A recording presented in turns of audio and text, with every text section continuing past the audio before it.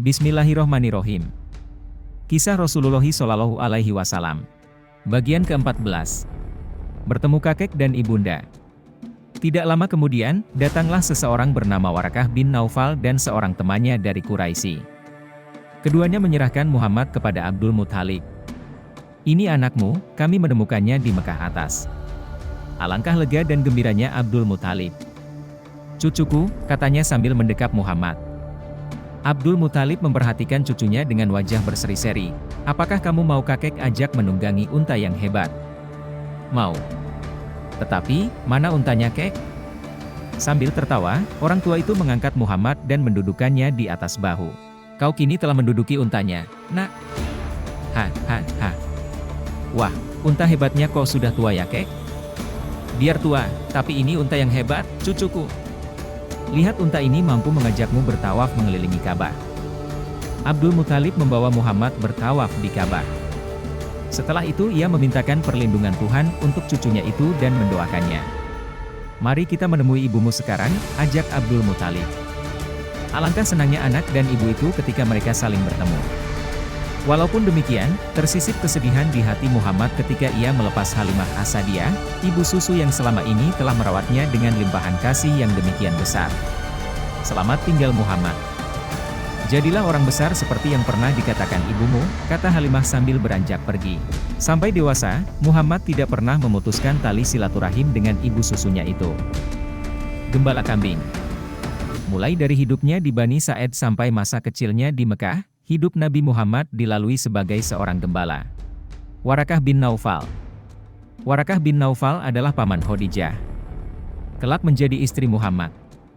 Warakah bin Naufal tidak menyukai berhala. Ia tetap mengikuti ajaran Nabi Ibrahim dan Nabi Ismail, menjadi hamba Allah yang setia.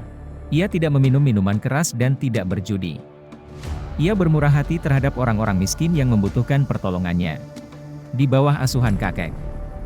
Sejak itu, Abdul Muthalib bertindak sebagai pengasuh cucunya. Ia mengasuh Muhammad dengan sungguh-sungguh dan mencurahkan segala kasih sayangnya. Abdul Muthalib adalah pemimpin seluruh Quraisy dan seluruh Mekah. Untuk dia, diletakkan hamparan khusus tempatnya duduk di bawah naungan Ka'bah. Anak-anak beliau, paman-paman Muhammad, tidak ada yang berani duduk di tempat itu. Mereka duduk di sekeliling hamparan itu sebagai penghormatan kepada ayah mereka. Suatu saat, Muhammad kecil yang montok itu duduk di atas hamparan tersebut. Serentak paman-paman beliau langsung memegang dan menahan Muhammad agar tidak duduk di atas hamparan. Namun, ketika Abdul Muthalib datang dan melihat kejadian tersebut, berkata, "Biarkan anakku itu," katanya, "demi Allah, sesungguhnya dia akan memiliki kedudukan yang agung." Kemudian, Abdul Muthalib duduk di atas hamparan tersebut sambil memangku Muhammad. Dielus-elusnya punggung Muhammad penuh sayang. Abdul Muthalib bergembira dengan apa yang dilakukan cucunya itu. Lebih-lebih lagi, kecintaan kakek kepada cucunya itu timbul ketika Aminah kemudian berniat membawa Muhammad ke Yatsrib untuk diperkenalkan kepada saudara-saudara ibunya dari keluarga Najjar. Perjalanan ini juga bertujuan menengok makam Abdullah, ayah Muhammad. Sudah lama Aminah memendam keinginan untuk menengok makam suami tercintanya itu. Kini, ia akan berangkat dengan ditemani putranya seorang. Aminah wafat. Dalam perjalanan itu, Aminah membawa Ummu Aiman, budak perempuan peninggalan Abdullah. Sesampainya di Yatsrib, mereka disambut oleh saudara-saudara Aminah. Kepada Muhammad diperlihatkan rumah tempat ayahnya meninggal dulu serta tempat ia dikuburkan. Itu adalah saat pertama Muhammad benar-benar merasa dirinya sebagai anak yatim. Apalagi ia mendengar ibunya bercerita panjang lebar tentang sang ayah tercinta yang setelah beberapa waktu tinggal bersama-sama, kemudian meninggal dunia. Di kemudian hari, setelah hijrah, pernah juga Rasulullah Shallallahu Alaihi Wasallam menceritakan kepada sahabat-sahabatnya tentang kisah perjalanan masa kecil beliau ke Yatsrib yang saat itu telah berubah nama menjadi Madinah. Beliau amat terkenang dengan perjalanan bersama ibunya itu, kisah perjalanan penuh cinta pada Madinah, kisah penuh duka pada orang yang ditinggalkan keluarganya. Sesudah cukup sebulan tinggal di Madinah, mereka pun bersiap pulang.